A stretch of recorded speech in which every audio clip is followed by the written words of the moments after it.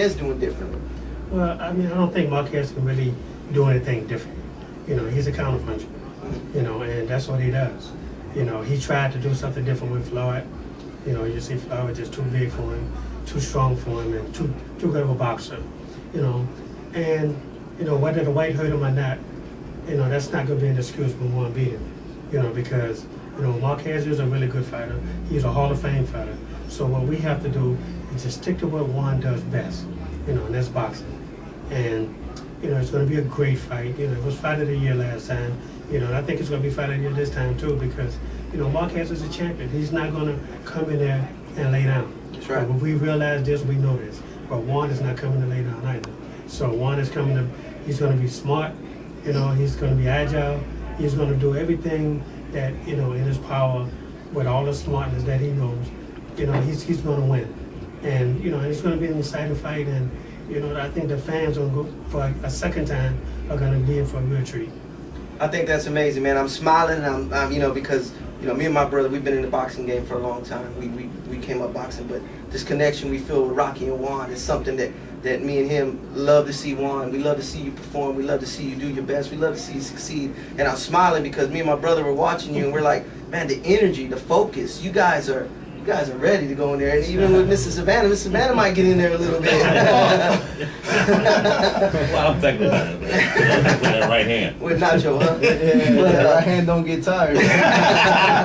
But you guys, man, you guys are a focused unit, and you look, and I say you guys, I don't mean just Juan. Juan looks great, right. But you guys have done a tremendous job with Juan. You guys look sharp, you guys look focused. I want to talk to Mr. Darwin here. Darwin, I seen you hitting the pads with Juan. What are you doing differently? I seen Juan maybe moving a lot more with his foot movement, but also sitting on his punches, and I think he's going to surprise a lot of people with the power he's going to bring that night.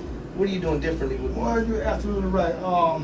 Like Ron said earlier, stick to game plan. Got to stay focused. Box more.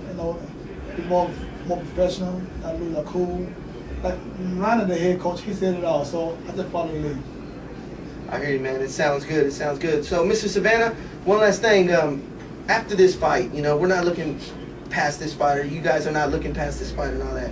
But after this fight, what's next for Juan? Juan, the lawyer, or what's next for Juan? Juan, the legend just keeps growing, or what do you see next for Juan? Well, I've told a lot of people I just refuse to even speculate beyond this fight. Okay. After this fight is over with, then we'll decide then what we're going to do. I remember someone asked Juan a long time ago, he was a teenager, he said, well, how you think this fight is going to come out? He said, I'll let you know after the fight. And that's the thing, you don't want to go out there and jump the gun and say what you're going to do after this, because a lot of times you have to bite your own tongue and shut up, because a lot of times you have to reverse yourself. Mm-hmm. So I just like to just concentrate strictly on this fight, and then when the bell rings for this fight is ended, and then that's when we'll go to the next chapter or whatever we're going to do. Sounds great. Sounds great. Juan, you said that you're not champion anymore. Is this fight right here? It puts you right back up there as arguably pound for pound. Right there next to Floyd Mayweather. Right there next to obviously Marquez. Right there next to Manny Pacquiao himself.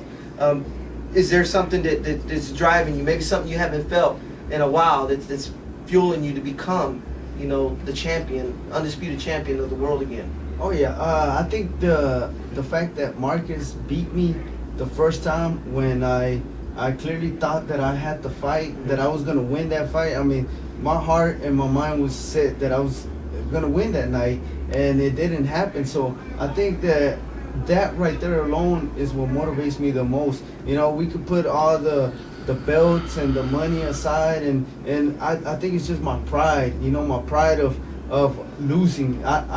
I like to win at whatever cost.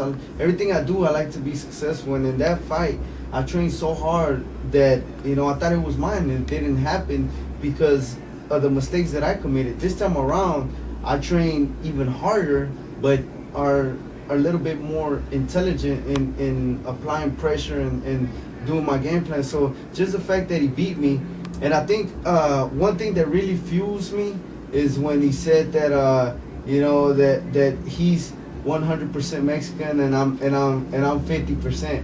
well, he could keep that 100%, you know, because I'm fighting for all of Houston now, and I'm fighting for the fans here in the States, and I could be 50, 25, 0% of anything, you know.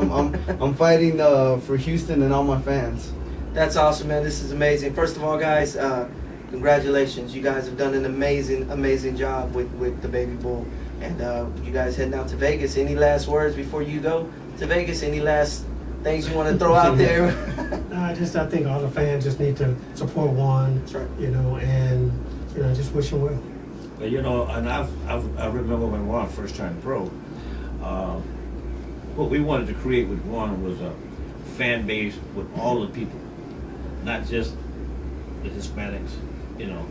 So we had my wife was working for the state, and the black secretary was buying $100 ringside tickets, you know, and which was a great, considering the fact that Juan is a Mexican, right? And black females usually don't pay $100 for ringside ticket. So then when it dawned on me, I said, damn, Juan is drawing from over here, he's drawing from over there, he's drawing from over there, just not from the south side or the north side, you know? And I think that Juan is going to be the biggest draw that Texas had ever seen. That's right. I think that when we went to Dallas Wednesday before last for a press conference, I mean, everybody showed up there. And I think that if Juan fight in San Antonio, he fight in Dallas, he fight in Houston, I believe that he can draw 35, 40,000 people. And I think that's really good for the state of Texas. It's really good for the amateur kids turning pro in Houston. Sure. And it's good for boxing overall to see 30, 40,000 people screaming. You know what I'm saying? And I've been so proud of Juan, the fact that he don't turn people off because of his nasty mouth and stuff like that. You know, he goes out, he talks intelligent, and people like to connect with that. Oh, that's a nice kid. He's a nice kid. Miss Savannah, you got a nice kid there. I said, you damn right we do. And, you know, and I told him a long time ago, I said, once you started doing that other stuff, well, I'm gonna kick you in your butt. You definitely have a throwback manager, a throwback trainer, and obviously a throwback fighter. And, well, you know, the thing about it is these guys here, they know me. They know that I'm strictly for work 24/7. He boxed for me, and I raised him. He stayed in my home. Ronnie been with me since he was 17 years of age, and they know that I'm strictly for the fighter. And they know it's no such thing as we're gonna slack off. Everything has got to be for this guy or whoever guy they're working for. You got to give them 100% of your dedicated time. You can't say, well, we'll slack off today, we'll do this and that, you know. But they know how I am, so we don't have no problems. Juan, any last thing you want to say to all your hardcore fans out there, man, that bleed with you, that follow you, that love you, that sweat with you? Any last thing you want to say to them before you jump on that plane and go out and win that title and bring it back home? Yeah, this time around, I want to thank all the fans and let them know that this time, you know, we might bleed, but this time we're going to come home with the championship, with 2 titles, the WBA and the WBO, and become world champion again. That joy is going to share with all my fans. When I win that night, we're all there. Sounds great, man. This is Adrian Escamino. I'm here with Ronnie Shields, Baby Bull, Juan Diaz, Willie Savannah, Gerald Johnson. You guys, Daryl Richards. Daryl Richards, guys.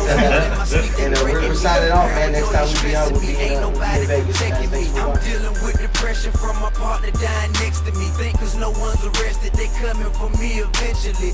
This was all the things that I was going through mentally. This could be the reason I ignored the penitentiary. Not mentioning New Orleans niggas coming in the city, killing all summer long. Ain't nobody pay attention. Now is it that hard to understand? If you listen, either die, go to jail. That's a hell of a decision. But I'm wrong.